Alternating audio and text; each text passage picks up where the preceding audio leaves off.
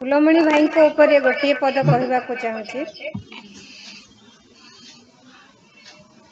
ତୁମେ ଆସିଲ ଯେ ଚହଟି ଗଲା ତ ମୃଦୁମଳୟ ମହକ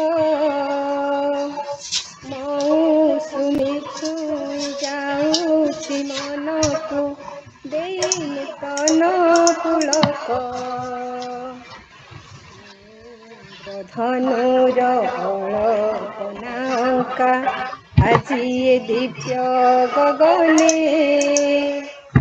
ପୁଳକିତ ମୋର ମନ ପରାଣ ତୁମ ଶୁଭ ଆଗମନେ ତୁମ ଶୁଭ ଆଗମନେ।